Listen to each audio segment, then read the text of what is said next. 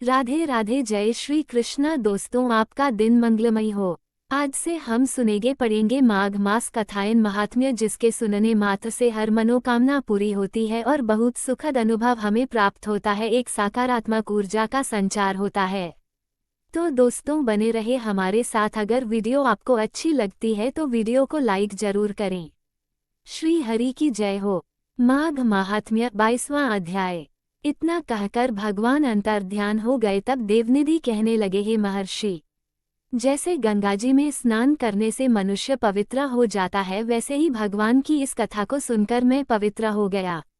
कृपा करके उस स्तोत्र को कहिए जिससे उस ब्राह्मण ने भगवान को प्रसन्न किया। लोमशजी कहते हैं कि उस स्तोत्र को पहले गरुड़ जी ने पढ़ा, उनसे मैंने सुना। हे विप्र, ये स्तोत्र अध्यात्म विद्या का सार, पापों का नाश करने वाला है। वासुदेव, सर्वव्यापी, चक्रधारी, सज्जनों के प्रिय जगत के स्वामी श्री कृष्ण को नमस्कार है। जब स्तुति करने वाला जिसकी स्तुति की जाए तथा सभी जगत विष्णुमय है, तो किसकी स्तुति की जाए। जिस भगवान के श्वांस वेद हैं, फिर कौन सी स्तुति उनकी प्रसन्नता के लिए की जा सकती है। जिसको वेद नहीं जान सकते, न वाणी न मन जान सकता है, उसकी स्तुति में अज्ञानी क्या कर सकता है। सारा चर अचर संसार जिसकी माया से चक्र की तरह घूम रहा है, इसी से हे प्रभु आप चक्रधारी कहलाते हो। ब्रह्मा विष्णु आप ही हो। सारे संसार को उत्पन्न करने वाले ब्रह्मा को भी आप उत्पन्न करने वाले हो। जब जीव शरीर को धारण करता है तब उसमें ज्ञान उत्पन्न होता है। तुम सब सुखों के दाता हो, इसमें कोई संदेह नहीं है।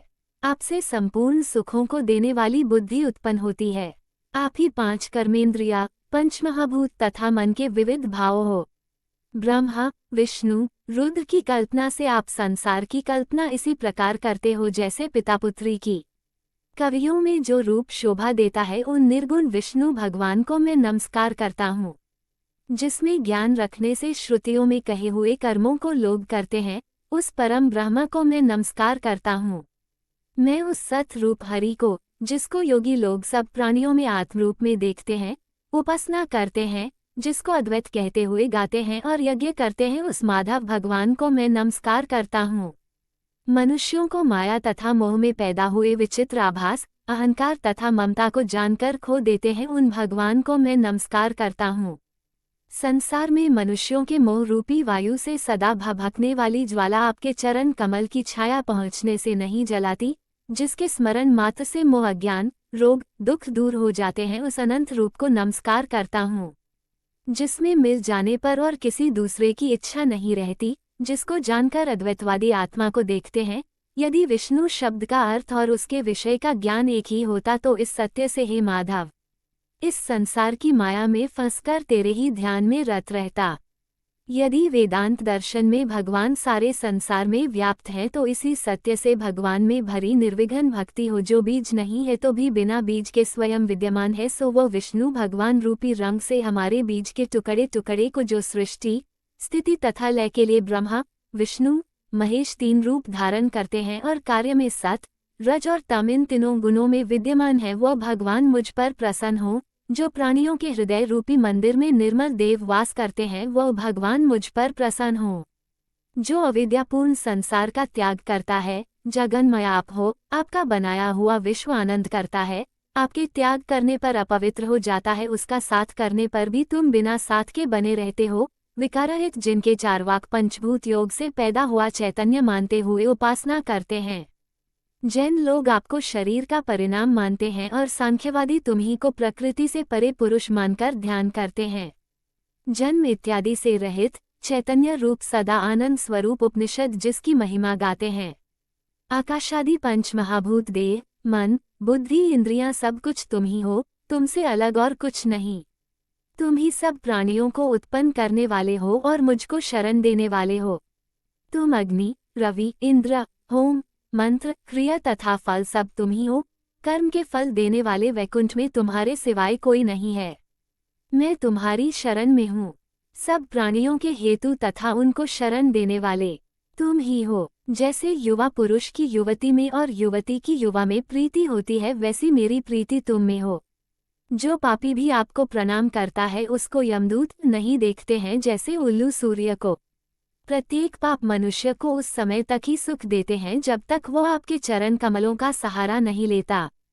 जिसको गुण, जाति तथा धर्म को स्पर्श नहीं कर सकते तथा गतियां भी स्पर्श नहीं करती, जो इंद्रियों के वशीभूत नहीं है, जिनका बड़े बड़े मुनि लोग साक्षात नहीं कर सकते, उन भगवान को मैं नमस्कार करता हूँ।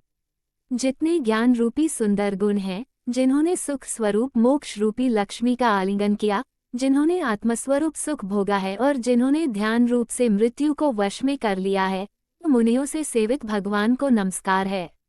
जो जन्मादि से अलग हैं, जिनको काम, क्रोध आदि दोष दुख नहीं देते, उन वासुदेव भगवान को मैं नमस्कार करता हूँ। जिनके ज्ञान की गति से अविद्या रूपी मल शुद्ध हो जाता है, जिनके ज्ञानरूपी शस्त्र से संसार रूपी शत्रु का नाश हो जाता है, उन दुखों के नाश करने वाले को मैं नमस्कार करता हूँ। जिस प्रकार सब स्थावर जंगम संसार को उत्पन्न करते हैं, इसी सत्य से भगवान मुझको दर्शन दें। इस प्रकार उसकी सच्ची भक्ति देखकर भगवान ने प्रसन्न होकर उस ब्राह्मण को दर्शन दिए और ब्राह्मण की स्तुति से प्रसन्न होकर तथा उसको वरदान देकर भगवान अंतर्ध्यान हो गए और वो ब्राह्मण कृतकृत्य होकर भगवान में लीन हो गया और शिष्यों के साथ स्तोत्र पढ़ता हुआ तपोवन में रहने लगा। जो कोई स्तोत्र को पढ़ता अथवा सुनता है, उसकी बुद्धि पाप में नहीं लगती और न ही बुरा फल देखता है। इसके कीर्तन से मनुष्यों की बुद्धि, मन तथा इंद्रियां स्वस्थ होती हैं। जो भक्तिपूर्वक इसके अर्थ को विचार कर इसका जप करता है, वो वैष्णव पद को प्राप्त होता है। इसके सदैव पढ़ने से मनवांछित कार्य सिद्ध हो जाते हैं। मनुष्य सुपुत्र पाता है तथा धन, पराक्रम और चिरायु प्राप्त करता है। इसके पाठ से बुद्धि, धन, यश, कीर्ति, ज्ञान तथा धर्म बढ़ते हैं। दुष्ट ग्रहों की शांति होती है। ये व्याधियों व अनिष्टों को दूर करता है, दुर्गति से तारता है। इसके पढ़ने से सिंह, व्याघ्र, चोर, भूत, देव, पिशाच और राक्षस का भय नहीं रहता। जो भगवान का पूजन करके इस स्तोत्र को पढ़ता है, वह पापों से ही अलग रहता है, जैसे जल पंख से कमल। जो इस स्तोत्र को 1 काल, 2 काल या 3 काल पढ़ता है, वह अक्षय फल प्राप्त करता है। जो मनुष्य प्रातः काल इस स्तोत्र का पाठ करता है, वह इस लोक और परलोक में अक्षय सुख पाता है। विद्युति का बनाया हुआ ये स्तोत्र भगवान को अत्यंत प्रिय है और भगवान के दर्शन कराने वाला है। योग सागर नाम का ये स्तोत्र परम पवित्र है। जो कोई भक्ति पूर्वक इसको पढ़ता है, वो विष्णु लोक को जाता है। अब पिशाच मोक्ष की कथा कहते हैं। दोस्तों, ये थी आज की कथा। आपको हमारी वीडियो अच्छी लगी हो तो वीडियो को लाइक करें, चैनल को सब्सक्राइब करें, कमेंट में जय श्री राधे कृष्णा लिखना ना भूले। राधे राधे दोस्तों।